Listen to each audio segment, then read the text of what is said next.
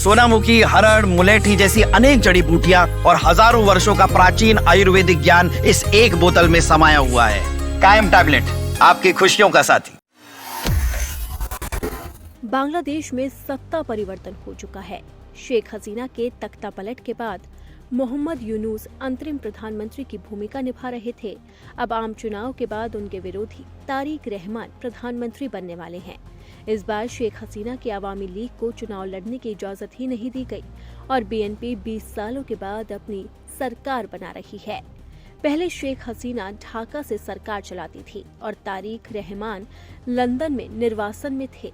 समय बदला, अब तारिक रहमान सरकार चलाएंगे और शेख हसीना लंदन की जगह दिल्ली से हालातों पर नजर रखेंगी। ऐसे में सवाल उठ रहा है कि अब शेख हसीना की पार्टी अवामी लीग का क्या होगा।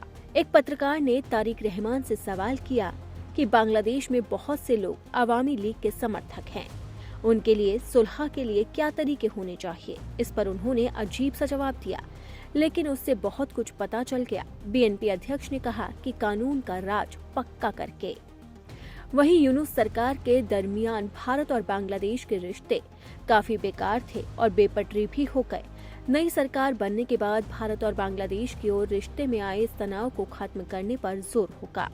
इसके साथ भारत को शेख हसीना के साथ अपने पुराने संबंधों से आगे बढ़कर तारिक रहमान सरकार के साथ तालमेल बैठाना ही होगा।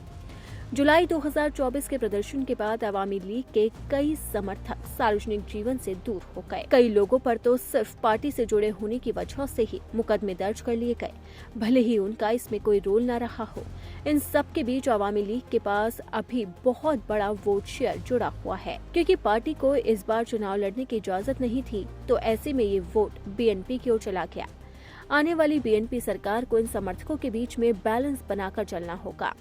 चुनौती होगी कि अवामी लीग के समर्थकों पर लगे मुकदमे को कैसे खारिज किया जाए और ये पक्का किया जाए कि असली गुनहगार को सजा मिल सके। साल 2026 के चुनावी नतीजों के शुरुआती विश्लेषण से पता चलता है कि अवामी लीग के बॉयकॉट की अपील के बावजूद वोटों का ट्रांसफर अवामी लीग से बीएनपी को हुआ है। जो लोग वोट देना चाहते थे, उनके लिए असल में बीएनपी या बांग्लादेश जमात-ए-इस्लामी से चुनना था। ज्यादातर लोगों ने तारिक रहमान की पार्टी को चुना।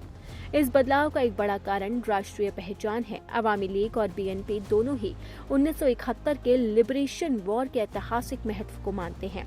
इसके उलट जमात-ए-इस्लामी ने लड़ाई के दौरान पाकिस्तान का साथ दिया, हमेशा पाकिस्तान के सपोर्ट में रहा और इस वक्त भी वो पाकिस्तान के साथ ही खड़ा है। यही वजह है कि लगातार ज्यादातर वोट बैंक अवामी लीग से ट्रांसफर होकर अब बीएनपी के पास चला गया। तो ऐसे में तारिक रहमान के सामने सबसे बड़ी चुनौती ये होगी कि वो इस वोट बैलेंस को किस तरह से मैनेज कर पाएंगे। इसी के साथ ही अब देखना होगा कि तारिक रहमान शेख हसीना पर क्या फैसला लेते हैं और अगर तारिक रहमान शेख हसीना को वापस बांग्लादेश भेजने की मांग करते हैं तो उस पर भारत का क्या रुख होगा, क्योंकि लगातार शेख हसीना को लेकर भारत का स्टैंड साफ रहा है कि जब शेख हसीना जाएंगी तब उन्हें वापस भेज दिया जाएगा, लेकिन इस पर कोई जोर जबरदस्ती नहीं है। तो अब देखना होगा कि तारिक रहमान की सत्ता में आने के बाद अब भारत का क्या रुख रहता है।